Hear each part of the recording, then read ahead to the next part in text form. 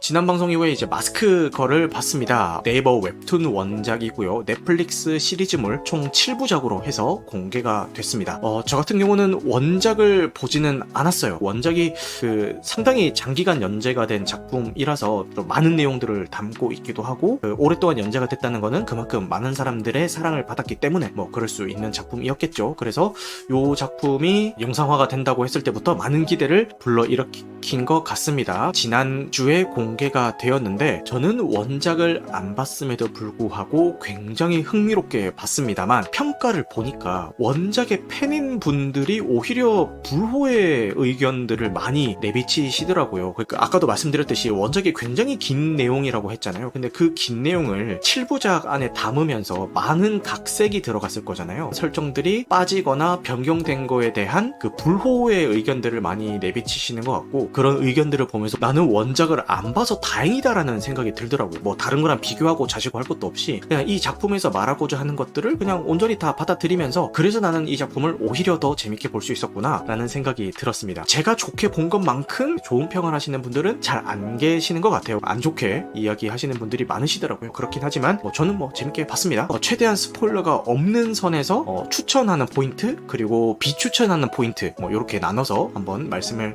드려보도록 하겠습니다. 제가 이 작품을 좋게 봤던 포인트에 대해서 말씀을 드리자면은 배우들의 연기력입니다. 배우 누구 하나 빠질 거 없이 미친 듯한 연기력을 보여주고요. 일단 김몸이라는 주인공 같은 경우는 그 1인 3역이라는 굉장히 좀 독특한 캐스팅을 했어요. 3명이 한 명의 캐릭터를 연기한다는 뜻이고요. 성형 전, 성형 후, 그리고 중년, 이렇게 세 가지 캐릭터로 나눠져 있는데, 성형 전 역할에는 이한별이라는 배우가 캐스팅이 됐고요. 이 배우 같은 경우에는 계속 베일에 쌓여 있다가 이 작품이 공개되기 직전에 공개를 했습니다. 연기를 굉장히 잘하시길래 다른 활동을 많이 하신 분인가 싶었는데 이 작품이 데뷔작이시더라고요. 그래서 원작의 그 캐릭터와 외모 싱크로율도 굉장히 높다고 하고요. 그 다음에 성형 후의 모습은 나나 배우가 연기를 해줬습니다. 근데 이 배우는 원래 연기를 잘 했어요. 자배, 꾼, 굿와이프 이런 데서 작품의 호불호와는 상관없이 이 나나 배우의 연기력만큼은 진짜 흠잡을 데가 없이 굉장히 연기를 잘 해줬거든요. 아니나 다를까 마스크 걸에서도 충분히 본인 역할을 잘 하면서 연기력을 많이 뽐내줬던 것 같습니다. 중년의 김모미 역할로 연기를 해준 거는 요 고현정 배우입니다. 고현정이라고 하면은 그 작품에서 그려주는 이미지가 뭔가 우아하고 좀 아름답고 고급지고 좀 나긋나긋하고 이런 이미지들을 많이 생각을 해가지고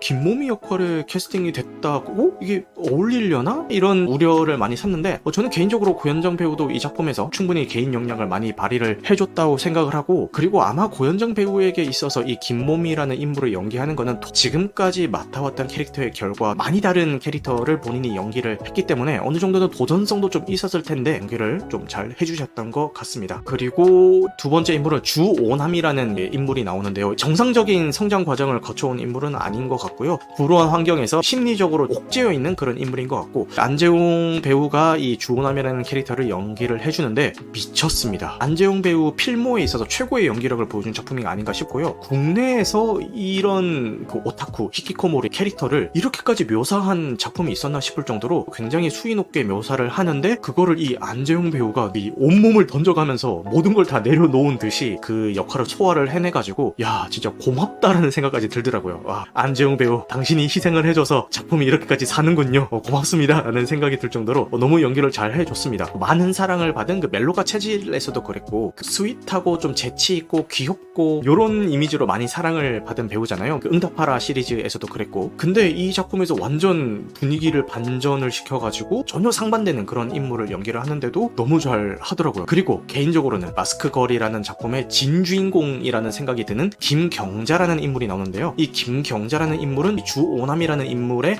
어머니입니다. 염혜란 배우가 연기를 해주는데 미쳤습니다. 와, 극 전반적으로 맹활약을 해주는데 정말 이 마스크 걸의 진주인공은 이 김경자라는 인물이고, 그리고 이걸 연기한 염혜란 배우가 이 작품의 진주인공이다 라는 생각이 들 정도로 너무너무 좋은 모습들을 보여주는데, 이 인물이 어떻게 좋은 모습을 보여주고 어떻게 연기를 잘하고 어떤 포인트에서 좋았는지를 제가 구체적으로 말씀을 드리려고 하면은 스포일러가 없이는 말씀을 드릴 수가 없는 부분이라서 그냥 일단 보시라라는 말씀밖에는 드릴 수가 없습니다. 그 다음에 제가 이 작품을 좋게 봤던 추천 포인트 중에 하나는 이야기의 구성이에요. 제가 7부작이라고 했잖아요. 매회 회차마다 인물 한 명 한 명을 포커싱하면서 이야기가 진행이 되는데 그 인물 한 명 한 명의 그 전사를 다 보여주면서 진행이 된단 말이에요. 보통 이런 기법을 잘못 사용을 하면은 이야기가 중구난방 산만하게 흩어져가지고 보는 시청자도 혼란스럽고 산만하고, 그래서 갑자기 왜 이야기가 저기로 튄 거야? 아니 이 이야기를 내가 왜 보고 있어야 돼? 이런 그 생각이 들 수가 있는데, 한 명 한 명의 전사를 보여주면서도 나중에는 이 모든 이야기가 유기적으로 잘 이어나갈 수 있게끔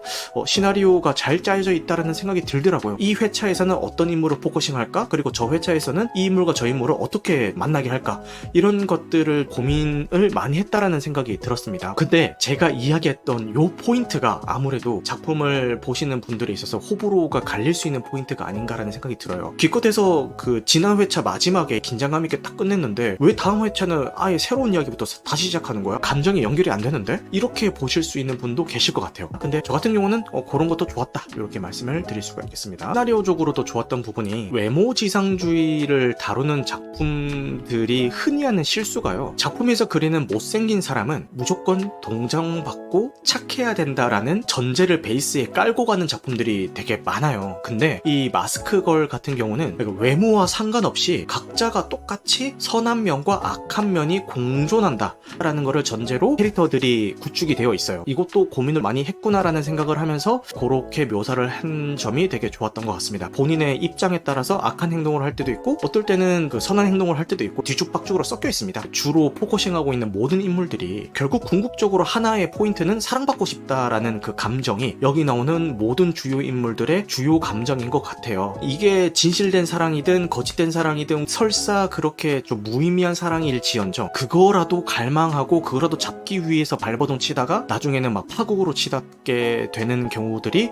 생기는 걸 보면서 좀 슬픈 감정이 들었습니다. 장르는 스릴러지만 나중에 끝까지 다 보고 나면은 슬픈 감정이 오래 남아가지고 먹먹한 그런 기분이 드는 작품이기도 했습니다. 좋았던 점에 대해서 말씀을 드렸고, 비추천 포인트에 대해서 좀 말씀드려보도록 하겠습니다. 서두에도 말씀드렸던 것처럼 원작의 팬분들은 높은 확률로 불호일 수도 있을 수 있겠다, 이런 생각이 들었어요. 그 원작에서 담았던 뭐 디테일한 감정 표현들 아니면 뭐 메시지들 이런 것들을 모두 다 기대하고 보신 분들은 뭐 실망할 수밖에 없을 것 같긴 하다라는 생각이 들었습니다. 그리고 불쾌감을 유발하는 작품을 안 좋아하시는 분들 계시잖아요. 장면 자체가 주는 불쾌감이 될 수도 있겠고 감정적으로 되게 불쾌한 상황들을 만드는 작품이 있을 수도 있겠고, 여러 가지 면에서 그 불쾌감을 유발하는 작품을 안 좋아하시는 분들 역시도 되게 편하게 볼 수 있는 작품은 아니에요. 그리고 요거는 비추천 포인트라기보다는 뭐 굳이 이야기하자면 좀 요렇다 요런 포인트인데, 그 외모지상주의를 다뤘던 작품 중에서 내 아이디는 강남민이라는 작품이 있어요. 이건 역시도 웹툰 원작이고 드라마화가 됐던 그런 작품이기도 합니다. 근데 이 내 아이디는 강남민 역시도 학창시절 때 되게 못생긴 외모로 많은 컴플렉스를 가지고 있던 여자 주인공이 대학교에 올라오면서 성형을 많이 해서 굉장히 예쁜 얼굴로 다시 태어나면서 겪는 이야기들을 마스크걸에 대비해서는